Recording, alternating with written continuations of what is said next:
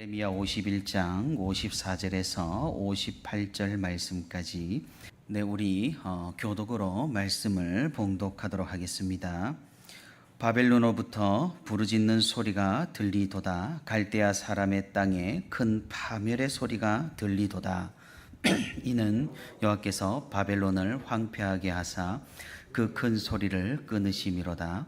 원수는 많은 물같이 그 파도가 사나우며 그 물결은 요란한 소리를 내는도다.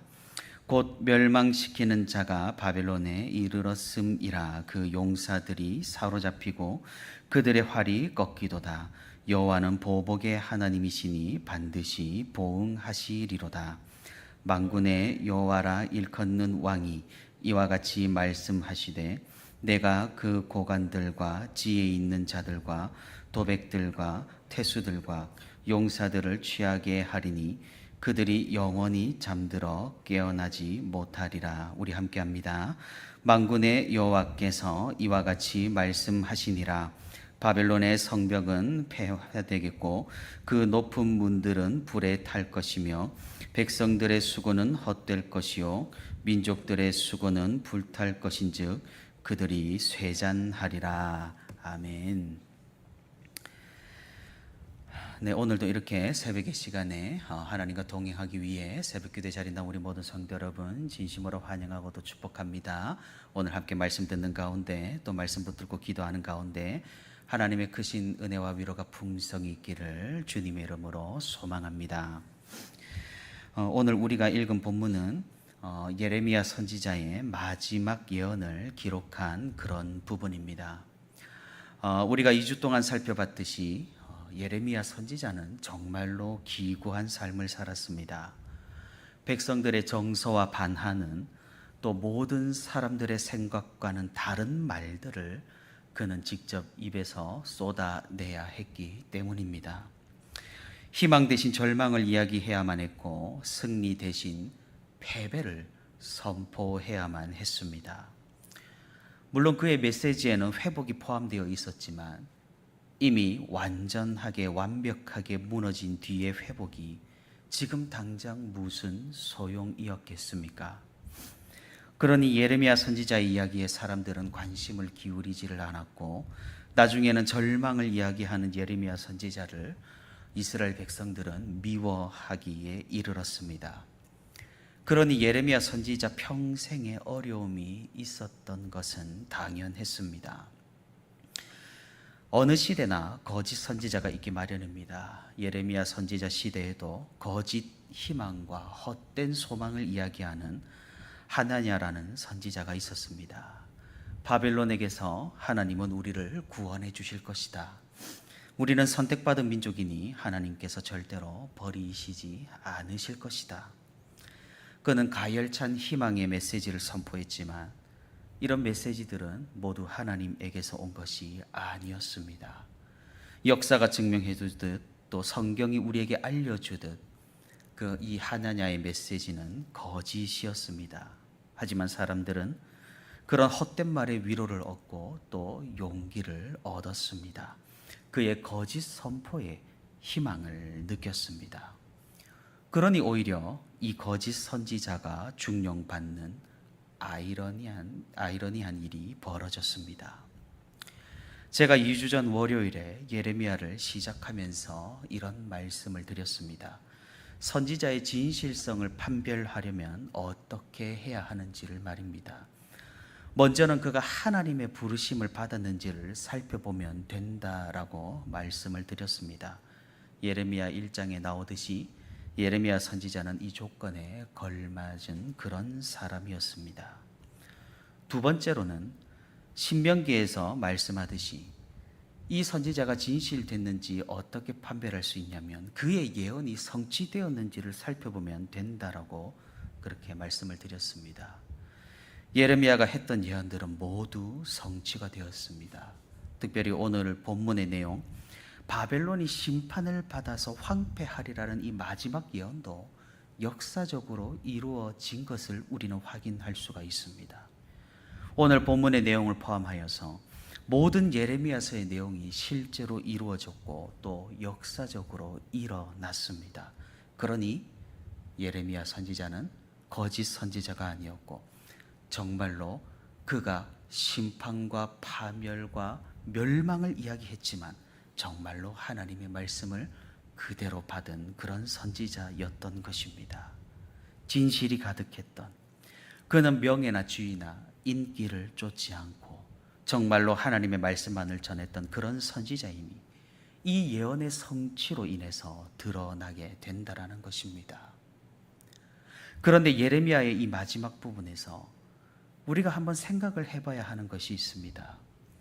지금 우리에게야 다 좋습니다. 예레미야의 이야기를 통해서 우리가 감동을 받고 교훈을 얻고 또한 하나님의 역사하심이 어떻게 이스라엘과 바벨론에게 임했는지 우리는 흥미롭게 성경을 통해 그 이야기를 접하게 됩니다.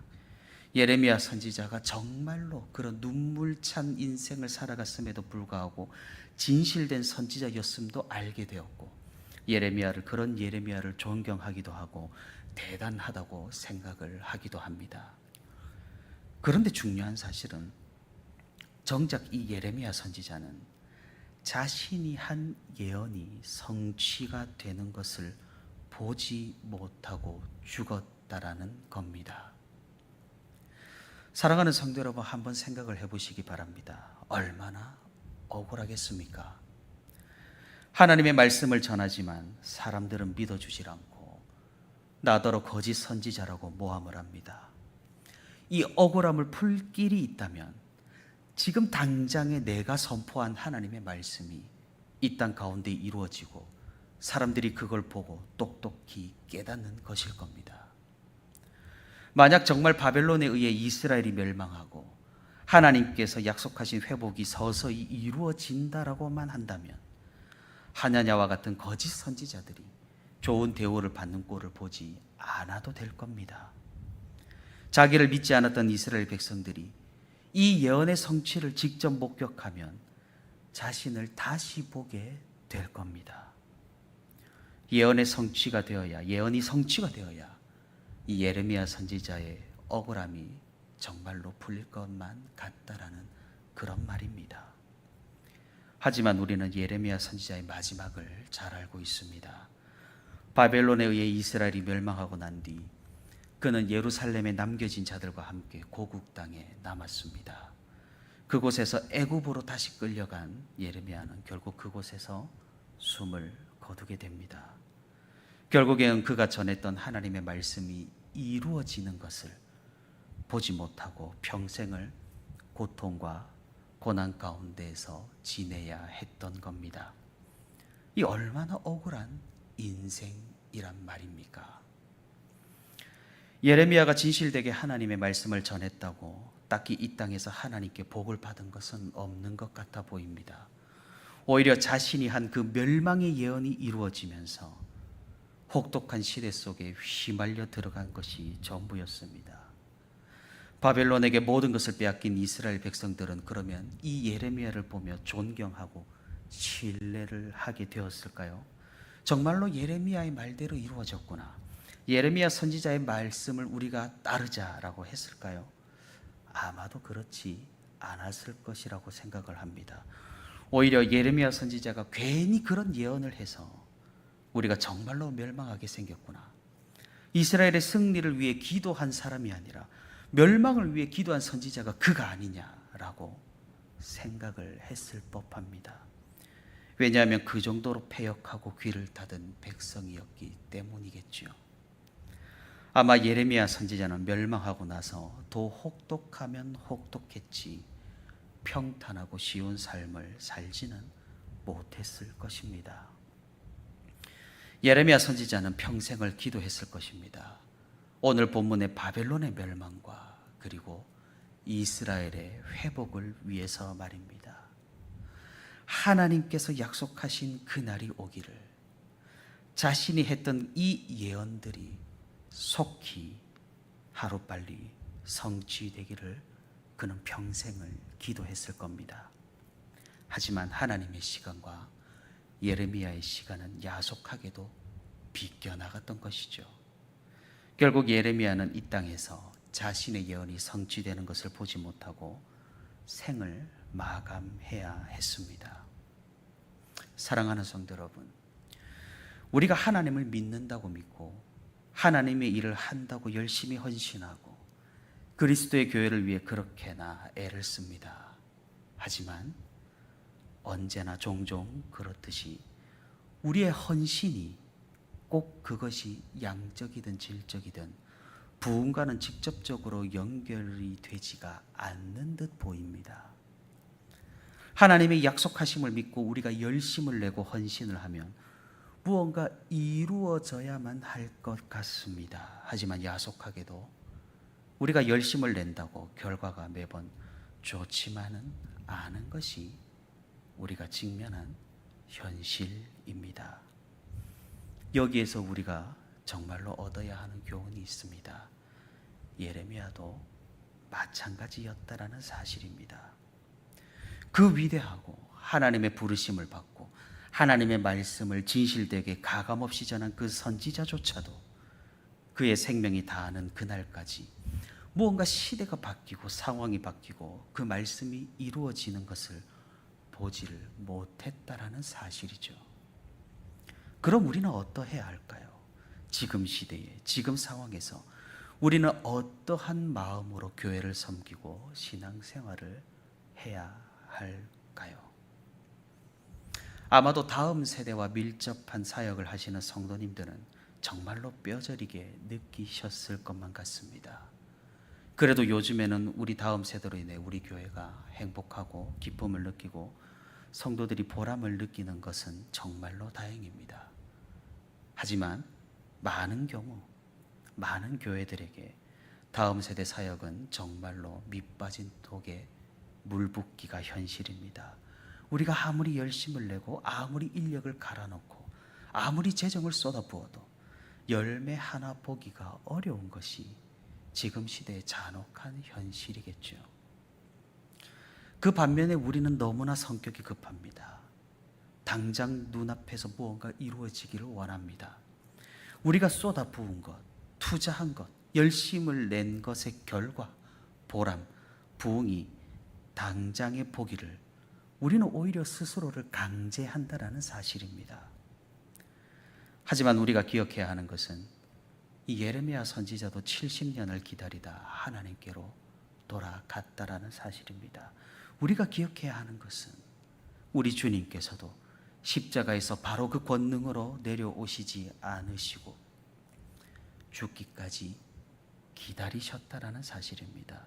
우리가 기억해야 하는 것은 땅끝까지 복음이 전파될 것이라는 이 말씀을 믿고 자신의 죽음이 기다리고 있는 로마로 사도 바울도 향했다라는 사실입니다. 무슨 말씀입니까? 비록 우리가 그 영광을 직접 보지 못할지라도 우리는 그 약속을 끝까지 믿으며 하나님의 말씀을 묵묵히 따르는 인내가 필요하다라는 말씀입니다. 사랑하는 성도 여러분, 우리가 뿌린 씨앗이 언제 발아오고 성장하고 열매 맺는지는 우리의 소관이 아닐 수가 있다라는 말입니다. 우리는 씨를 뿌릴 뿐입니다. 믿음으로, 눈물로, 기도로, 헌신으로 우리는 지금 씨를 뿌릴 뿐입니다. 비록 우리가 그 열매를 보지 못한다고 할지라도 하나님께서는 반드시 그 열매를 통해 하나님 나라를 이루어 가실 줄을 믿으며 우리는 오늘도 우리의 자리에서 교회를 섬기는 것입니다. 이것이 바로 우리가 과거 믿음의 선배들, 선지자의 마지막을 통해 얻을 수 있는 명확한 교훈입니다. 바벨론의 멸망을 예언했던 예레미야는 그 멸망을 보지 못하고 죽었습니다. 이스라엘의 회복을 예언했던 예레미야는 그 회복을 보지 못하고 죽었습니다. 하지만 예레미야는 그럼에도 하나님의 약속을 믿으며 그 약속 안에서 하나님께로 돌아갔습니다. 우리가 이 인내와 기다림과 하나님에 대한 신뢰를 이 예레미야를 통해서 배우고 깨닫고 확신할 수 있기를 바랍니다. 오늘도 하나님께서 결국 모든 것을 이루신다라는 확신을 가지고 주어진 자리에서 하나님의 사역을 잘 감당하며 기쁨으로 이 힘든 시대를 승리하며 살아가는 저와 우리 온세로교회 모든 성도가 되기를 주님의 이름으로 소망합니다.